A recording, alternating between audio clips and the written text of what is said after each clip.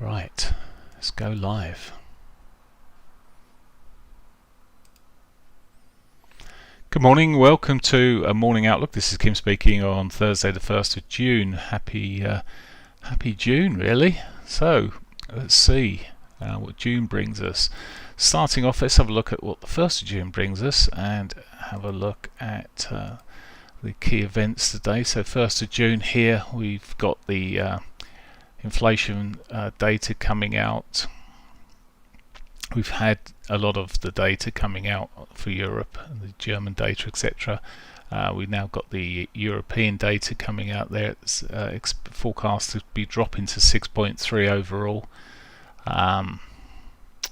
That's at 10 o'clock this morning, so it rules the euro out to a degree. You've got to be a bit wary of it. Lagarde speaking then at 10:30, no doubt addressing the inflation. Is that how do you speak at the German Savings Bank conference? I tell you what, some of these conferences you just wouldn't want to miss them, would you? He says with a hint of sarcasm. ADP non-farms. We got this Thursday, and then tomorrow we got non-farms. We could see some action there around 115.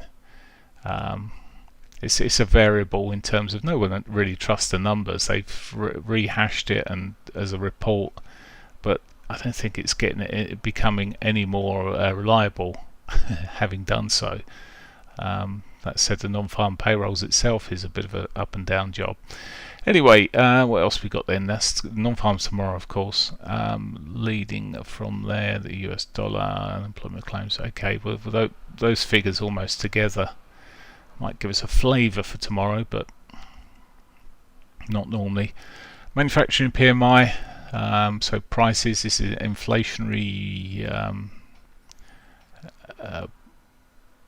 data, all important at the moment. And then we've got Harker speaking. I think there's a number of other speakers. Let me just have a look at whiz down my list here today.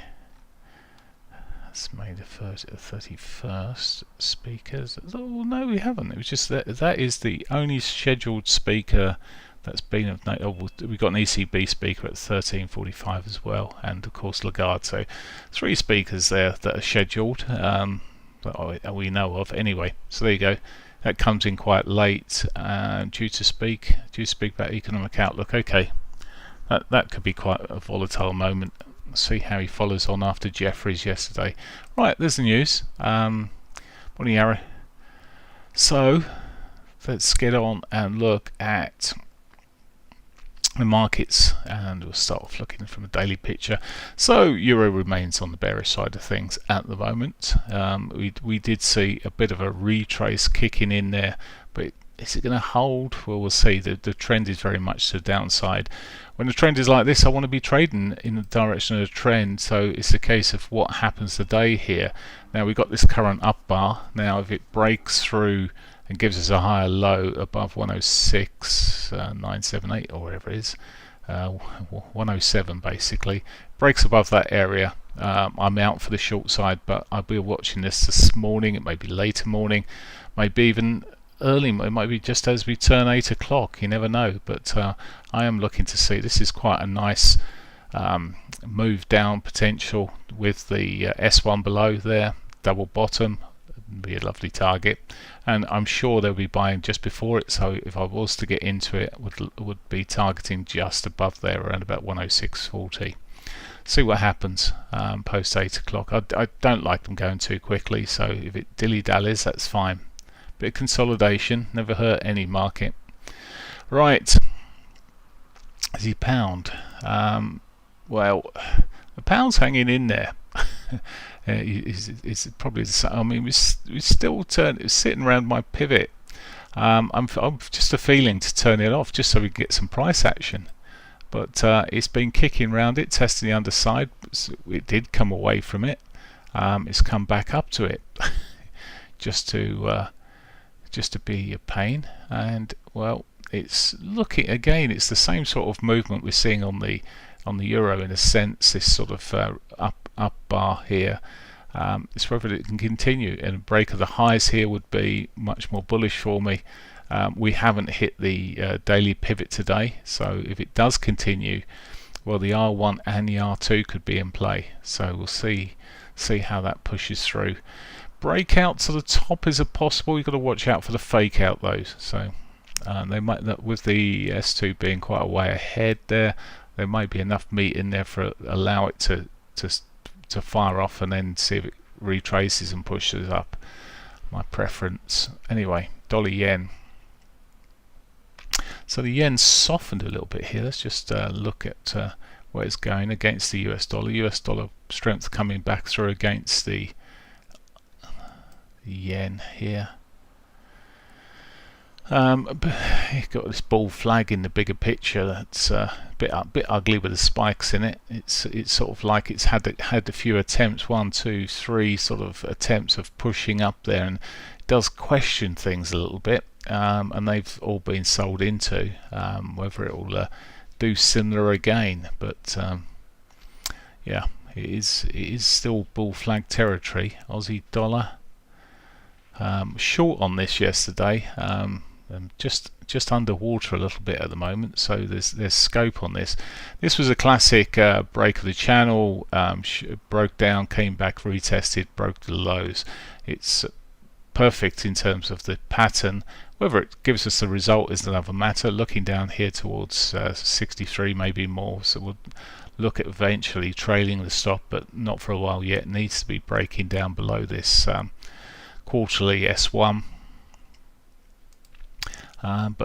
Yeah, so I remain bearish on that, but it's a bit messy on the shorter time frame. It'll look better if we start breaking down through below its 34 there. If you're looking for it as a day trade, and again, just like the euro, it could be on for its S1 and yesterday's lows. It was looking lovely yesterday until Jefferson spoke. Let's get rid of him. Right. Be careful I say that really in this day and age. Dollar CAD was brought to my attention this morning. It's sitting in its channel-y pattern. There's the low, high, low, high. I think I mentioned this yesterday actually, but it never really did too much. But it's starting to do a little bit more. Just drew a trend line on here to see where it fell, and well, it fell. That price is below it. Price is also now it's done a double top, not quite taking the absolute top out, but it's given us a lower high effectively now with the break of the low here. So again, still bearish, and structurally, well, it's changing. It's, as I say, taken out. We've got 2 points. It's broke the trend line. It's double topped and it's rolling over. So we'll see how it fares today. But I'm leaning towards the bearish side, of course. There. Overall picture is pretty choppy. is probably best description there. New Zealand dollar, well, this is just really continuing its route out of its again another channel trade here, potential here, but I haven't traded this and the Aussie. Looks like I should have just taken this one. It's come off and stayed off nicer. I was sort of taken by surprise of last week's move there, and then I expected it to rebound back into range of whatever else with everything else, but it didn't. It stayed there low, and it's still staying there low, and they're still talking about interest rate increases yet. There you are. It's the great unloved is the New Zealand dollar. Anyway, I like it to the downside. Euro yen is still looking lower highs, lower lows on this time frame. Let's look at the bigger picture here. Well, it's finding a bit of support off the 34. Do you know, I've worked out a way of doing away with all this support stuff. Just take it off your chart. I was joking. It was a flaggy pattern in this upward move, but it seems to have failed that for now. And again, it's just a case of waiting to see how long this euro can hold on this morning. The euro element of it. I mean, saying that the yen's not doing any favours at the moment. The weakness of the yen could see it pushing up there more, the euro. So we'll see how it develops. I still like the short side on this ideally, I might get a particular strategy set up on it which works quite well on it. Alternatively, there is a bit of a flaggy pattern going on here, so we'll see if it breaks down. A drop below for 148.90-ish, around these lows here, just drop below those might confirm the move down. S1 looks like a good target. Euro pound, wish I was in this yesterday afternoon. I looked at it earlier in the earlier point, and it looked like it was doing okay, but did it do okay? It's gone back into a trend. We get this where it goes into this horrible consolidation, but as with any market, consolidation leads to a decent move, and well, it did eventually come in the afternoon yesterday. So, but having seen a weaker chop, and you lack trust in some things. But there you go. That's the one that got away. I've only traded it twice this year, and that's probably twice in the last 15 years or something. Euro Aussie, tough 01 this.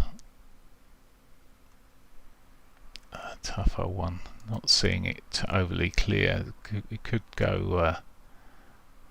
I'll vote for the upside. Anything to sell the Aussie. Okay, so it's already hit daily pivot S1. Let's look away. It's not clear. We've got the Euro coming up against the Canadian dollar momentarily as well. Bigger picture still to the downside here, but we have got this little retracement kicking in. Well, you can barely see it on the 4-hourly here, but it's potential. Now, if this, I mean, we've got untouched daily pivot at the moment. It runs up to that daily pivot. The short side is left for me for now.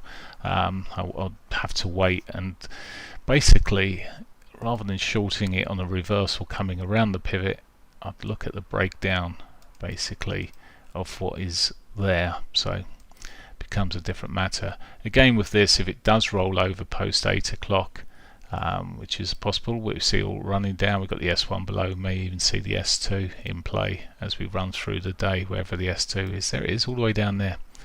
So we'll see, but still remain bearish. Bigger picture, that doesn't mean say it won't pop up for the day. Pound Aussie, pound's plugging along. I don't really like the pictures for these. I mean, it's so messy. The pound CAD, it's just not. The pound's been too stubborn, making it a non-tradable jobby at the moment against the yen. Okay, it's doing okay, but it's pushing up there. It's a look at yesterday. It's a pig's ear for most of the time, and you think, oh, I missed that. Don't worry. So did most of us. Aussie CAD.